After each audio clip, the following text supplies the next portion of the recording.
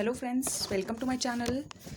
आज हम डिस्कस करेंगे DSSB TGT 29 सितंबर 2018 में जो हुआ था हमारा, उसके जनरल अवेयरनेस का सॉल्यूशंस डिस्कस करेंगे। और वो सेकंड शिफ्ट के हम डिस्कस कर रहे हैं, ठीक है ना। और जो एक्सप्लेनेशन मैं दूंगी, बेस्ट एक्सप्लेनेशन दूंगी हर क्वेश्चन के साथ, और कुछ एक्स्ट्रा पॉइंट्स भी साथ के साथ बताती चलूँगी, ओके ना। जो भी प्रीवियस ईयर एग्जाम में उससे रिलेटेड और क्वेश्चंस रिपीट हुए हैं, उससे रिलेटेड जो फैक्ट्स होंगे, इंपॉर्टेंट पॉइंट्स होंगे, सब आपको बताती चलूँगी। और वीडियो को पूरा देखना मत भूलें फ्रेंड्स। चलिए आगे बढ़ते हैं, आज के हमारे सेशन स्टार्ट करते हैं। फर्स्ट क्वेश्चन जो पूछा गया था एग्जाम में, where is Antigua and Barbuda located. जो ये एंटीगुआ बरबुडा है, एक्चुअली ये क्या है, ये कंट्री है।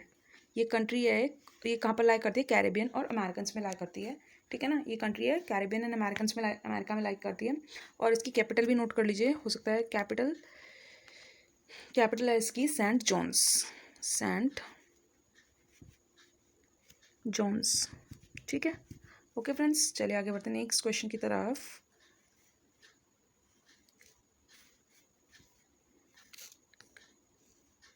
नेक्स्ट क्वेश्चन था हमारा, विच of the following statement is correct about controller and auditor general of India. हमें बताना है कैग के बारे में कौन से जो स्टेटमेंट है वो करेक्ट है, ठीक है ना। The senior most officer in the finance ministry is appointed as the controller and auditor general of India. जो सीनियर मोस्ट ऑफिसर होता है हमारा फाइनेंस मिनिस्ट्री में, क्या उसको एज अ कैग अपॉइंट किया जाता है? नो, ये ऑप्शन बिल्कुल गलत है हमारा। Controller auditor general of India shall only be remove from office in like manner and on the like grounds as जजेस ऑफ द सुप्रीम कोर्ट। ये जो है हमारा बिल्कुल करेक्ट ऑप्शन है ना। जो ये कैग का रिमूवल होता है, कैग का जो रिमूवल होता है बिल्कुल सेम उन्हीं ग्राउंड्स पे होगा जैसे हम सुप्रीम कोर्ट के जज का रिमूवल होता है, बिल्कुल सेम वैसे ही उसी सेम मैनर में होगा कंट्रोलर ऑडिटर जनरल का रिमूवल भी। ओके फ्रेंड्स, और थर्ड ऑप्शन जो था वो था, CAG is appointed by the PM of India. ये ऑप्शन बिल्कुल ये गलत है, बिल्कुल ऑप्शन ही वाला थर्ड ऑप्शन। एक्चुअली जो कैग की अपॉइंटमेंट होती है वो आर्टिकल 148 के अंदर दी गई है ना। और इसकी जो अपॉइंटमेंट करता है वो प्रेसिडेंट करता है, PM की सलाह, PM की रिकमेंडेशन पे करता है, बट करेगा अपॉइंटमेंट कौन करेगा, वो प्रेसिडेंट करेगा, ठीक है ना। Controller auditor of general is appointed by the chief justice of India, तो ये रॉन्ग हो गया, मैंने बता दिया अपॉइंटमेंट करता कौन है। इसकी कैग की जो अपॉइंटमेंट करेगा वो हमारा करेगा प्रेसिडेंट करेगा, PM की रिकमेंडेशन पर, PM की सलाह पर। और इसकी जो अपॉइंटमेंट होती है वो कौन से आर्टिकल के अंडर होती है, दैट इज अंडर आर्टिकल 148। ये भी इंपॉर्टेंट पॉइंट है, नोट कर लीजिए फ्रेंड्स। चलिए थर्ड क्वेश्चन की तरफ आ जाते हैं हम। Who among the following build the grand trunk road. Grand trunk road बताना है हमें किसने बनाई थी, ये मोस्टली स्टूडेंट्स को पता भी होगा, चलिए फिर भी देख लेते हैं। ग्रैंड ट्रंक रोड जो बनाई थी हमारी शेर शाह सूरी ने बनवाई थी, ठीक है। ग्रैंड ट्रंक रोड के और भी नाम है, वो भी मैं आपको बता देती हूँ। क्वेश्चन अदर वे में भी फ्रेम किया जा सकता है, जैसे उत्तर पाथ बोल देते हैं इसको हम, सड़क ए आजम बोल देते हैं, उत्तर पाथ, है ना। सड़क ए आजम, सड़क ए शेर शाह भी बोल देते हैं, है ना। ये इसके नाम हो गए। और चलिए आगे बढ़ते हैं next question, question number 4, when is the world's children day observed. अब ये वर्ल्ड्स चिल्ड्रन डे बताना हमने कब बनाया जाता है। जो हमारा नेशनल वाला जो है, हमारे इंडिया का जो चिल्ड्रंस डे है वो तो सबको पता है 14 नवंबर में मनाया जाता है, लेकिन जो ये वर्ल्ड वाला है, जो यूनिवर्सल वाला है ना, वो मनाया जाता है हमारा 20 नवंबर में। याद रखना फ्रेंड्स, ये मनाया जाता है हमारा 20 नवंबर में। इंपॉर्टेंट डेज एंड डेट्स भी बहुत इंपॉर्टेंट है, एग्जामिनेशन पॉइंट ऑफ व्यू से पूछ ले जाते हैं, है ना, तो ये भी इंपॉर्टेंट है question. Where is the famous sun temple located, है ना। फेमस सन टेम्पल बताना है, ये हमारा कहाँ लोकेटेड है, तो ये मोस्टली पता भी होगा, बहुत अच्छा क्वेश्चन है, कई बार एग्जाम्स में रिपीट हो चुका है। इसका आंसर है कोणार्क। कोणार्क में उड़ीसा में पड़ता है ये, है ना। सन टेम्पल कहाँ पड़ता है, ये उड़ीसा में, कोणार्क में।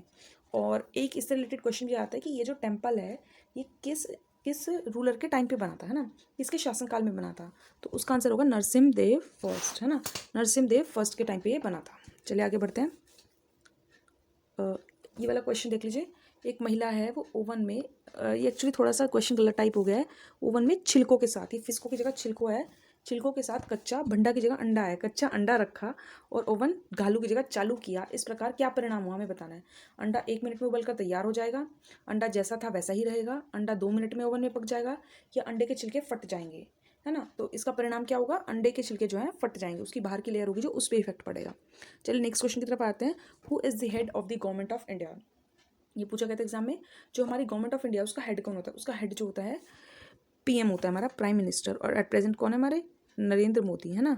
तो एट प्रेजेंट हमारे PM कौन है, नरेंद्र मोदी, तो head of government of India is Narendra Modi. और एक आधे पॉइंट इससे रिलेटेड देख लीजिए, PM से रिलेटेड, PM की अपॉइंटमेंट कौन करता है, PM की अपॉइंटमेंट हमारा करता है वो प्रेसिडेंट, ठीक है ना। जिस तरह हमने देखा था कैग की अपॉइंटमेंट भी किसने की थी, प्रेसिडेंट ने। पीएम की अपॉइंटमेंट भी कौन करेगा, प्रेसिडेंट ही करने वाला है, ठीक है ना। और एक है कि अगर रियल हेड की बात करें, कई बार रियल और नॉमिनल वर्ड यूज़ कर लिए जाते हैं। रियल हेड की बात करेंगे, रियल हेड कौन होता है हमारा, पीएम होता है। और अगर बात करें नॉमिनल हेड, जो नाम का हेड होता है वो हमारा होता है प्रेसिडेंट। प्रेसिडेंट क्या होता है हमारा, नॉमिनल हेड होता है, ठीक है ना। चलिए आगे बढ़ते हैं। Next question, question number 9, according to the central water commission, on an average flood affects how much million hectares of land in India annually. ये जो हो गए डेटा बेस्ड क्वेश्चन हो गए, है ना, जो करंट अफेयर से रिलेटेड हो गए, डेटा बेस्ड क्वेश्चन हो गए। अगर इस टाइप के क्वेश्चन आपको एग्जाम में नहीं आते हैं, एक्चुअल फिगर, एक्यूरेट फिगर नहीं पता है, तो कभी भी तुक्का मत मारना। इसका आंसर था वैसे 67 मिलियन हेक्टेयर्स, ठीक है ना। डेटा बेस्ड क्वेश्चन हो गए ये वाले, ये भी एक दो पूछ ले जाते हैं। चलो क्वेश्चन नंबर 10 पे आते हैं। Who was the president of Congress session of 1924 held in Belgaum. 1924 का जो कांग्रेस सेशन हुआ था, है ना, वो जो है किसने, कौन उसका प्रेसिडेंट था। इसके प्रेसिडेंट थे मोहनदास गांधी, है ना। ये जो हमारे महात्मा गांधी जी थे वो इसके प्रेसिडेंट थे 1924 में जो कांग्रेस का सेशन हुआ था। अब कांग्रेस से रिलेटेड इंपॉर्टेंट पॉइंट्स कुछ बता देती हूँ मैं। आप सबसे पहले कांग्रेस का स्टैब्लिशमेंट कब हुआ था, 1885 में, है ना। कांग्रेस का स्टैब्लिशमेंट कब हुआ था हमारा, 1885 में इसका स्टैब्लिशमेंट हुआ था। डेट याद रखना चाहो तो रख सकते हैं, 28 दिसंबर में हुआ था, ठीक है ना। और leadership, under whose leadership, A.O. Hume की लीडरशिप में इसका जो है इस्टेब्लिशमेंट हुआ था हमारा, ठीक है ना। अब हाँ, एक क्वेश्चन ये भी बनता है किसके शासनकाल के टाइम हुआ था। ये जो कांग्रेस का स्टैब्लिशमेंट हुआ था ये किसके शासनकाल के टाइम हुआ था, लॉर्ड डफरिन के टाइम पे हुआ था, ठीक है ना। फर्स्ट कांग्रेस सेशन की बात करें अगर हम, फर्स्ट कांग्रेस सेशन, प्रथम अधिवेशन, फर्स्ट कांग्रेस सेशन कहाँ हुआ था, बॉम्बे में हुआ था, है ना। फर्स्ट कांग्रेस सेशन हमारा हुआ था बॉम्बे में हुआ था, पहले पुणे में डिसाइडेड था बट बाद में बॉम्बे में हुआ था, है ना। 72 मेंबर्स ने पार्टिसिपेट किया था उस टाइम पे। और जो फर्स्ट सेशन हुआ था इसके प्रेसिडेंट कौन थे इसमें, व्योमेश चंद्र बनर्जी, ठीक है ना। चलिए आगे बढ़ते हैं। चलिए नेक्स्ट हमारा है, next, who won the who founded the, which of the following founded Ramakrishna Mission to carry out humanitarian relief and social work. हमें मैंने बताना है रामकृष्ण मिशन जो है किसने फॉर्म किया था, है ना। बहुत अच्छा क्वेश्चन है, इससे रिलेटेड और भी क्वेश्चन पूछे जाते हैं। इसका आंसर है स्वामी विवेकानंद। रामकृष्ण मिशन हमारा किसने फॉर्म किया था, स्वामी विवेकानंद ने, ठीक है ना। इससे रिलेटेड और भी क्वेश्चन मैं बताती हूँ कुछ इंपॉर्टेंट पॉइंट्स। प्रार्थना समाज अगर पूछ लें तो उसका आंसर होता है आत्माराम पांडुरंग। प्रार्थना समाज की स्थापना किसने की थी, आत्माराम पांडुरंग ने। ब्रह्मो समाज पूछ लिया जाता है कभी कभी एग्जाम्स में, तो उसका आंसर है राजाराम मोहन रॉय। ब्रह्मो समाज की स्थापना किसने की थी, राजाराम मोहन रॉय ने। आर्य समाज की अगर हम बात करें, आर्य समाज की स्थापना की थी स्वामी दयानंद सरस्वती ने। Question number 12. Who was the captain of the Indian hockey team that won the first Olympic gold medal in Amsterdam in 1928? ये जो है इंडियन हॉकी टीम का उस टाइम बताना में कौन कैप्टन था जब उन्होंने फर्स्ट ओलंपिक्स में अपना पहला गोल्ड मेडल जीता था एम्स्टर्डम में 1928 में। तो उस टाइम हमारी जो हॉकी टीम का कैप्टन था वो था जयपाल सिंह मुंडा, फोर्थ ऑप्शन, ठीक है ना। अब जैसे हमारे से इस बार प्रीवियस ईयर पेपर में जयपाल सिंह मुंडा पूछा गया, वो हो सकता है पूछ लें, प्लेस पूछ लें, कहाँ पर हुआ था, एम्स्टर्डम में हुआ था, किस ईयर में हुआ था, 1928 में अपना पहला गोल्ड जीता था, है ना। चलिए आगे बढ़ते हैं इस क्वेश्चन में। नेक्स्ट क्वेश्चन पे आते हैं। Who is the author of the book profit. ये भी अच्छा क्वेश्चन है। जो हमारी बुक है द प्रॉफिट, इसके ऑथर कौन है, काहिल गिब्रान। इसके ऑथर कौन है, काहिल गिब्रान। नेक्स्ट क्वेश्चन पे आते हैं। Where will the summer Olympics games 2020 be held. ये एग्जाम 2018 में हुआ था ना, तो उस टाइम की जो करंट थी उससे रिलेटेड उन्होंने 2020 के पूछे थे समर ओलंपिक्स। तो वो हुए थे हमारे समर ओलंपिक्स जो थे 2020 के, वो टोक्यो जापान में हुए थे, ठीक है ना। बाकी अब जो लेटेस्ट होगा उससे रिलेटेड क्वेश्चन पूछे जाएंगे ना।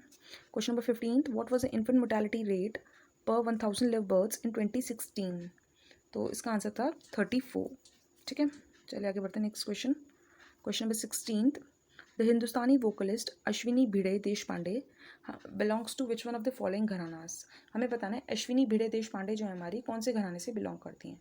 तो वो हमारी बिलोंग करती है जयपुर अत्रौली घराने से बिलोंग करती हैं, ठीक है ना। 17 question, according to the article 75 the council of ministers shall be collectively responsible to prime minister of India, president of India, house of people, supreme court of India.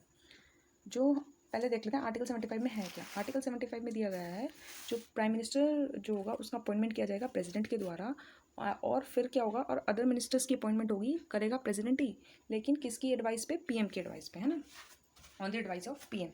ये आर्टिकल 75 के अंदर दिया गया है। और एक पॉइंट ये भी दिया गया है जो काउंसिल ऑफ मिनिस्टर्स होंगे वो कलेक्टिवली रिस्पॉन्सिबल होंगे, किस जो उनकी जवाबदेही होगी वो कौन किसके प्रति रिस्पॉन्सिबल होंगे, हाउस ऑफ द पीपल, है ना।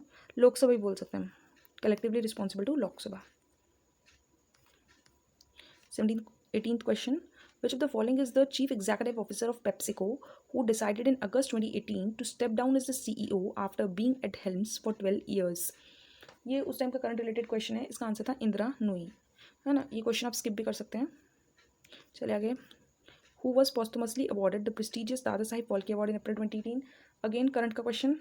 और जो लास्ट क्वेश्चन पूछा गया था इसका आंसर विनोद खन्ना है ना. मरने के बाद मरणोपरांत जिसे दिया गया था दादा साहिब फाल्के अवार्ड, विनोद खन्ना. और इसके बाद जो 20th क्वेश्चन था वो भी हमारा करंट का था, इसलिए मैंने उसको इंक्लूड नहीं किया है ना.